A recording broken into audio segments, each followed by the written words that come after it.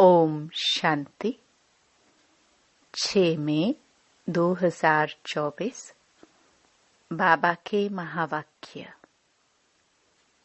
मीठे बच्चे, इस जन्म के पापों से हल्का होने के लिए बाप को सच सच सुनाओ और पिछले जन्मों के विकर्मों को योग अग्नि से समाप्त करो। प्रश्न: खुदाई खिदमतगार बनने के लिए कौन सी एक चिंता फुरना चाहिए? उत्तर: हमें याद की यात्रा में रहकर पावन जरूर बनना है। पावन बनने का फुरना चाहिए। यही मुख्य सब्जेक्ट है। जो बच्चे पावन बनते हैं वही बाप के खिदमतगार बन सकते। बाप अकेला क्या करेगा? इसलिए बच्चों को श्रीमत पर अपने ही योग बल से विश्व को पावन बनाकर पावन राजधानी बनानी है। पहले स्वयं को पावन बनाना है। ओम शांति। यह तो जरूर बच्चे समझते हैं। हम बाबा के पास जाते हैं रिफ्रेश होने के लिए। वहां सेंटर्स पर जब जाते हैं तो ऐसे नहीं समझ सकते। तुम बच्चों की बुद्धि में है बाबा मधुबन में है। बाप की मुरली चलती ही है बच्चों के लिए। बच्चे समझेंगे हम जाते हैं मधुबन में मुरली सुनने। मुरली अक्षर श्री कृष्ण के लिए समझ लिया है। मुरली का अर्थ कोई और नहीं है। तुम बच्चों को अब अच्छी तरह से समझ आई है ना? बाप ने समझाया है और तुम फील करते हो। बरोबर हम बहुत बेसमझ बन पड़े थे। ऐसे कोई भी अपने को समझते नहीं हैं। यहाँ जब आते हैं तब निश्चय बुद्धि होते हैं। बरोबर हम बहुत बेसमझ बन गए थे। तुम सतयुग में कितने समझदार विश्व के मालिक थे। कोई मूर्ख थोड़े ही विश्व के मालिक बन सकते हैं। यह लक्ष्मी नारायण विश्व के मालिक थे। इतने समझदार थे तब तो भक्ति मार्ग में पूजे जाते हैं। जड़ चित्र कुछ बोल तो नहीं सकते। शिव बाबा की पूजा करते हैं, वह कुछ बोलते हैं क्या? शिव बाबा एक ही बार आकर बोलते हैं। पूजा करने वालों को भी पता नहीं है कि यह ज्ञान सुनाने वाला बाप है। श्री कृष्ण के लिए समझते हैं उसने मुरली बजाई। जिसकी पूजा करते उनके ऑक्यूपेशन को बिल्कुल नहीं जानते तो यह पूजा आदि निष्फल ही हो जाएगी जब तक बाप आए। तुम बच्चों में कईयों ने वेद शास्त्र आदि कुछ भी पढ़े नहीं है। अब तुम्हें एक सत्य बाप पढ़ा रहे हैं। तुम समझते हो बरोबर सच्चा पढ़ाने वाला एक ही बाप है। बाप को ही कहा जाता है सत्य। नर से नारायण बनने की सच्ची कथा सुनाते हैं। अर्थ तो ठीक है। सत्य बाप आते हैं। अब नर से नारायण बनना है तो जरूर सतयुग स्थापन करेंगे ना। पुरानी दुनिया कलयुग थोड़ी बनेंगी। कथा सुनने समय यह कोई को बुद्धि में नहीं होता है कि हम नर से नारायण बनेंगे। अभी तुमको नर से नारायण बनने का राजयोग सिखलाते हैं। यह भी कोई नई बात नहीं। बाप कहते हैं, मैं कल्प कल्प आकर समझाता हूँ, युगे युगे कैसे आऊंगा। ब्रह्मा का चित्र दिखाकर तुम समझा सकते हो। यह रथ है। यह है बहुत जन्मों के अंत का जन्म, पतित। अब यह भी पावन बनते हैं, हम भी बनते हैं। सिवाय योग बल के कोई पावन बन नहीं सकता। विकर्म विनाश हो न सके। पानी में स्नान करने से कोई पावन नहीं बनते। यह है योग अग्नि। पानी होता है आग को बुझाने वाला, आग होती है जलाने वाली। तो पानी कोई आग तो नहीं है जिससे विकर्म विनाश हो। सबसे ज्यादा गुरु आदि इसने की है। शास्त्र भी बहुत पढ़े। इस जन्म में जैसे पंडित था, लेकिन उससे फायदा तो कुछ भी नहीं हुआ। पुण्य आत्मा तो बनते ही नहीं, पाप ही करते आए।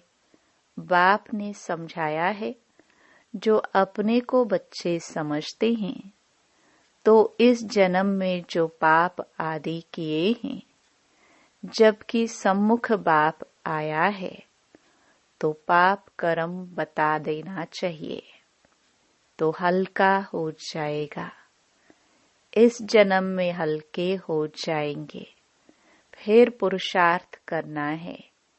जन्म जन्मांतर के पाप कर्म का बोझा जो सिर पर है, उसे उतारना है।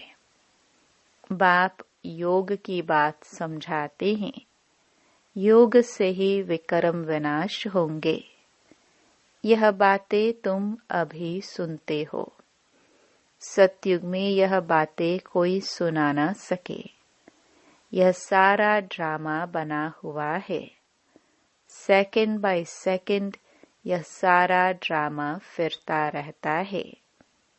एक सेकंड न मिले दूसरे से। सेकंड बाय सेकंड आयु भी कम होती जाती है। अभी तुम आयु को कम होने से ब्रेक देते हो और योग से आयु को बढ़ाते हो। अब तुम बच्चों को अपनी आयु को बड़ा बनाना है योग बल से। योग के लिए बाबा बहुत जोर देते हैं, परंतु कई समझते नहीं। कहते हैं, बाबा हम भूल जाते हैं। तब बाबा कहते हैं, योग कोई और बात नहीं, यह है याद की यात्रा। बाप को याद करते करते पाप कटते जाएंगे। अंतमति सोगति हो जाएगी। इस पर एक मिसाल भी देते हैं। कोई ने किसको कहा, तुम भैंस हो, तो बस वह समझने लगा, मैं तो भैंस हूँ। बोला, इस दरवाजे से निकलो, तो बोला, मैं भैंस हूँ। कैसे निकलूं? सचमुच जैसे भैंस बन गया।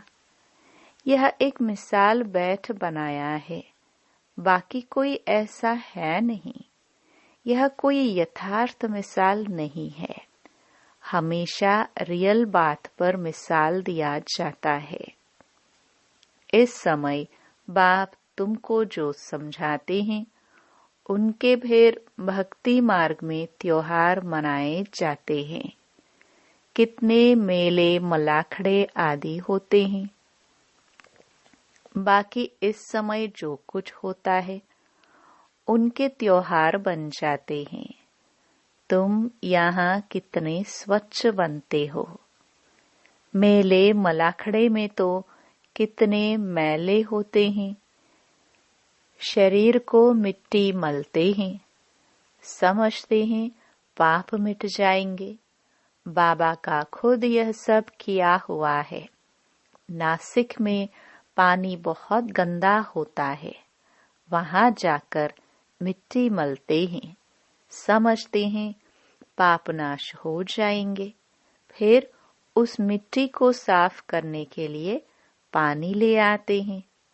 विलायत में कोई बड़े महाराजा आदि जाते थे तो गंगा जल का मटका साथ ले जाते थे, फिर स्टीमर में वही पानी पीते थे। आगे एरोप्लेन, मोटर आदि थे नहीं। 100-150 वर्ष में क्या क्या बन गया है। सतयुग आदि में यह साइंस आदि काम में आती है। वहां तो महल आदि बनाने करने में देरी नहीं लगती। अभी तुम्हारी बुद्धि पारस बुद्धि बनती है तो सब काम सहज कर लेती है। जैसे यहाँ मिट्टी की ईंटें बनती हैं, वहां सोने की होती हैं। इस पर माया मच्छंदर का खेल भी दिखाते हैं। यह तो उन्होंने नाटक बैठ बनाए हैं दिखाने के लिए। बरोबर स्वर्ग में सोने की ईंटें हैं। उसको कहा ही जाता है गोल्डन एज, इसको कहा जाता है आयरन एज। स्वर्ग को तो सभी याद करते हैं, चित्र भी उन्हों के कायम हैं, कहते भी हैं आदि सनातन धर्म, फिर हिंदू धर्म कह देते हैं। देवता के बदले हिंदू कह देते हैं, क्योंकि विकारी हैं तो देवता कैसे कहे।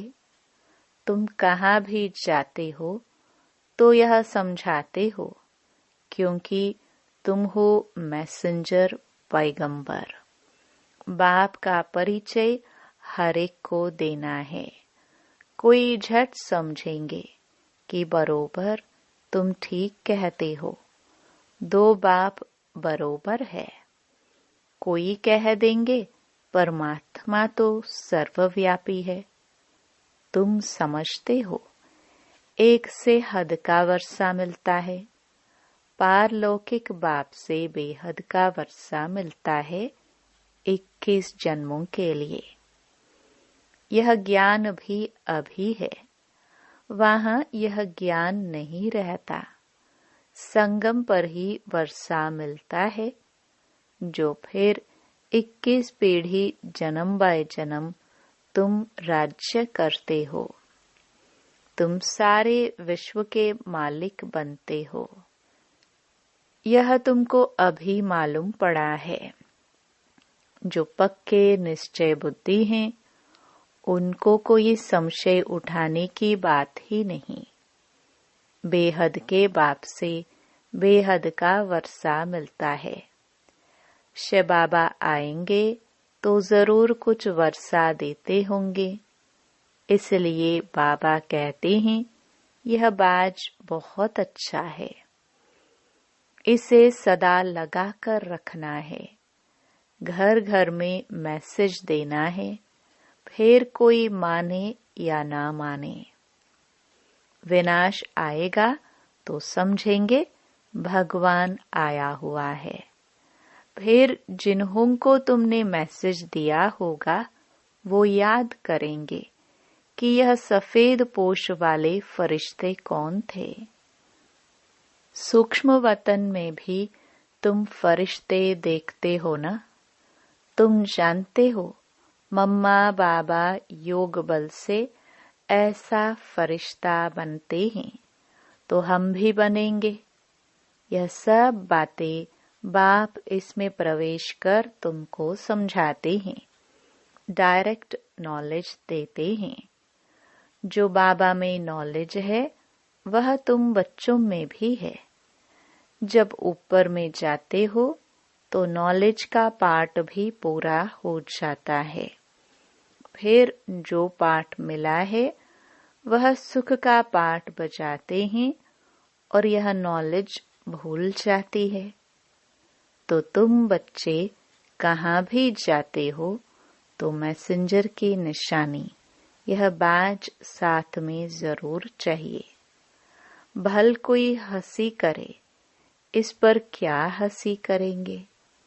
तुम तो यथार्थ बात सुनाते हो। यह बेहद का बाप है, उनका नाम है शिव बाबा। वह कल्याणकारी है, आकर स्वर्ग की स्थापना करते हैं। यह है पुरुषोत्तम संगम युग।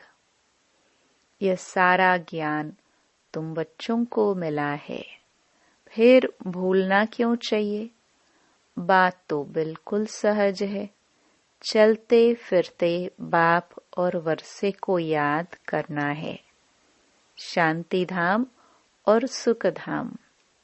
तुम बच्चे यहाँ आते हो, मुरली सुनकर जाते हो, फिर सुनानी भी चाहिए।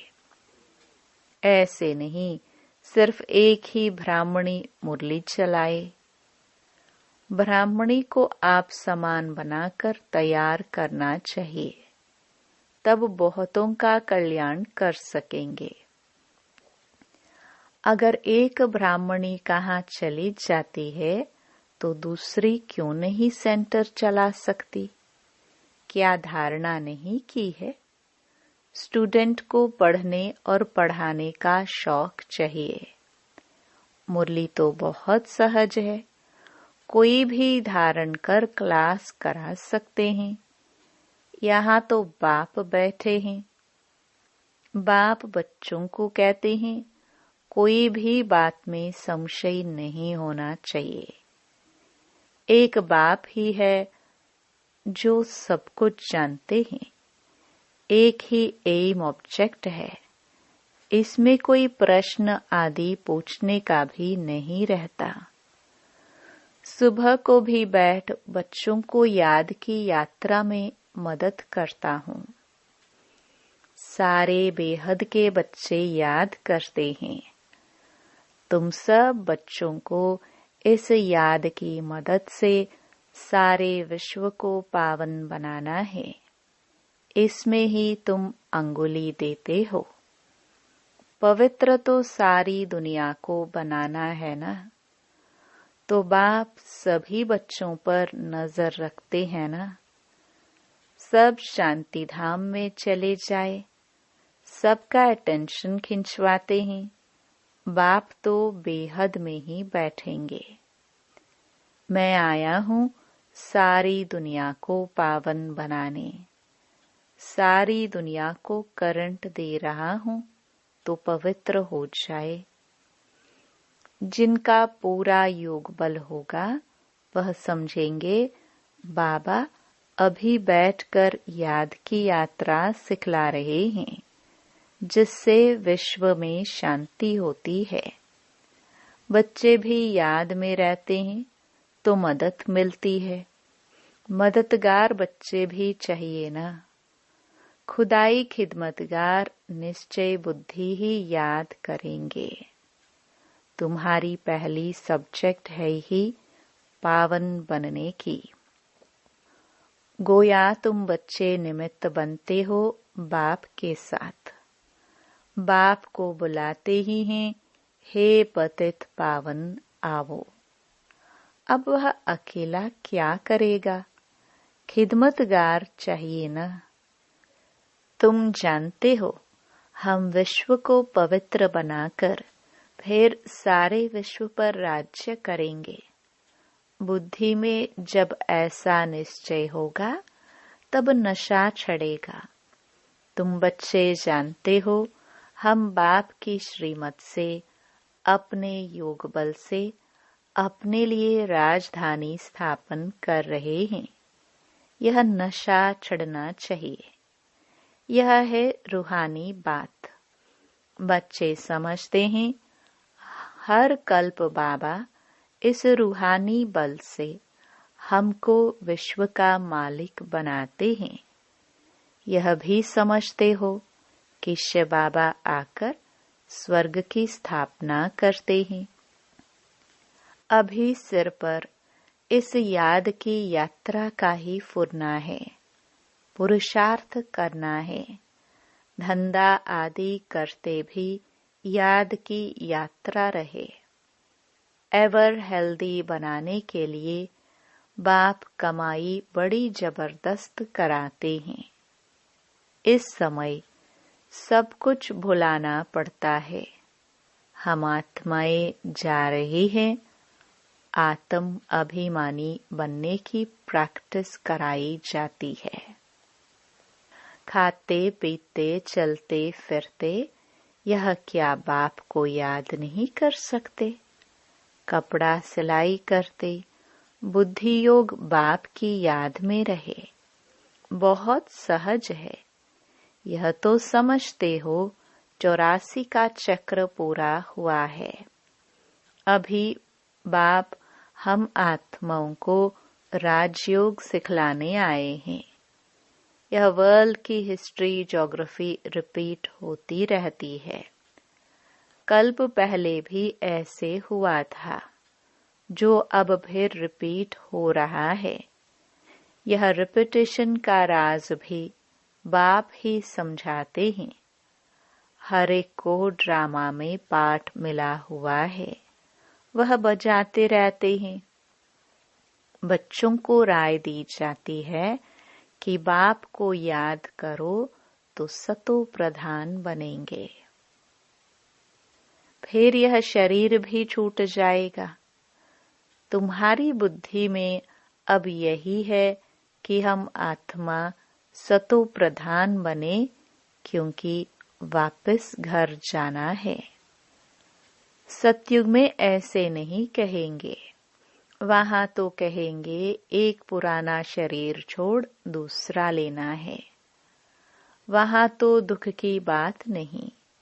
यहाँ यह दुखदाम है। पुराने शरीर हैं तो समझते हैं इनको छोड़ अब वापस अपने घर जाए। बाप को निरंतर याद करते हैं।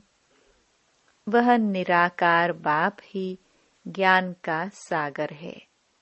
वही आकर सबकी सद्गति करते हैं। बाप कहते हैं साधुओं का भी उद्धार करता हूँ। तुम अब एक बाप से योग लगाओ। तुम सब आत्माओं को बाप से वर्षा लेने का हक है। अपने को आत्मा समझ देही अभिमानी बनो और बाप को निरंतर याद करो तो पाप कटते जाएंगे। अच्छा, मीठे मीठे सिखिलदे बच्चों प्रति मात पिता बाप दादा का याद प्यार और गुड मॉर्निंग। रूहानी बाप के रूहानी बच्चों को नमस्ते। धारणा के लिए मुख्य सार। पहला, मुरली सुनकर फिर सुनानी है। पढ़ने के साथ साथ पढ़ाना भी है। कल्याणकारी बनना है। बैज मैसेंजर की निशानी है, यह सदा लगाकर रखना है। दूसरा, विश्व में शांति स्थापन करने के लिए याद की यात्रा में रहना है। जैसे बाप की नजर बेहद में रहती है, सारी दुनिया को पावन बनाने के लिए करंट देते हैं, ऐसे फॉलो फादर कर मददगार बनना है। वरदान, कर्म और योग के बैलेंस द्वारा कर्मातीत स्थिति का अनुभव करने वाले कर्म बंधन मुक्त भव। कर्म के साथ साथ योग का बैलेंस हो तो हर कर्म में स्वतः सफलता प्राप्त होती है। कर्म योगी आत्मा कभी कर्म के बंधन में नहीं फंसते। कर्म के बंधन से मुक्त को ही कर्मातीत कहते हैं। कर्मातीत का अर्थ यह नहीं है कि कर्म से अतीत हो जाओ। कर्म से न्यारे नहीं, कर्म के बंधन में फंसने से न्यारे बनो। ऐसी कर्मयोगी आत्मा अपने कर्म से अनेकों का कर्म श्रेष्ठ बनाने वाली होगी। उसके लिए हर कार्य मनोरंजन लगेगा, मुश्किल का अनुभव नहीं होगा। स्लोगन। परमात्म प्यार ही समय की घंटी है जो अमृत वेले उठा देती है। ओम